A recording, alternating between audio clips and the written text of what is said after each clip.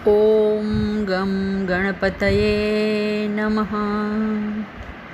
ॐ ऐं सरस्वत्यै नमः।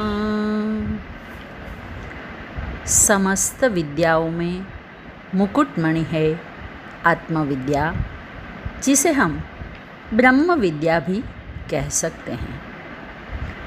ब्रह्म विद्या को प्राप्त करने के लिए अधिकारिता होनी आवश्यक है।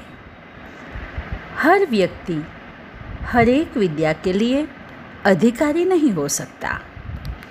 इसीलिए आचार्य शंकर ने ब्रह्म विद्या के लिए अधिकारी साधक के 4 लक्षण बताए हैं, जिसमें पहला है विवेक, दूसरा वैराग्य, तीसरा शम आदि 6 संपत्ति और चौथा है मुमुक्षुत्वम। कल हमने विवेक के विषय में थोड़ी बात की। हमने देखा कि जो व्यक्ति नित्य अनित्य का विचार कर सकता है वह विवेकशील है। हम जगत में जो भी देखते हैं सब कुछ अनित्य है, नित्य कुछ भी नहीं।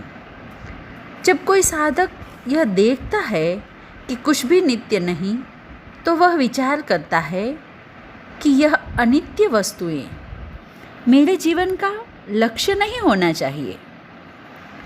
यह विचार का प्रकटीकरण ही वैराग्य है। इसीलिए दूसरे सूत्र में, दूसरे लक्षण में आचार्य शंकर कहते हैं यह अमूत्र फल भोग इति विरागः।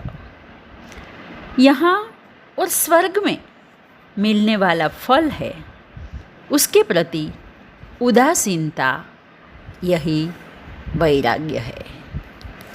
वैराग्य चित्त की भूमिका है।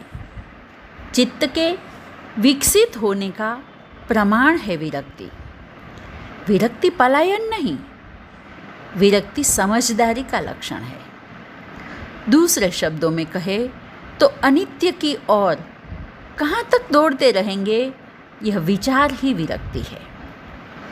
अनावश्यक चीज़ों को छोड़ देना ही वैराग्य है। उसका अर्थ ऐसा नहीं कि जिस चीज़ को हमने छोड़ा है उसके प्रति द्वेष किया जाए। उसका अर्थ यह है कि जो अनित्य वस्तु हम छोड़ रहे हैं उसके प्रति उदासीन होना है। उदासीनता ही वैराग्य का एक लक्षण है। उसके बाद अधिकारी के लिए तीसरा लक्षण है षट संपत्ति।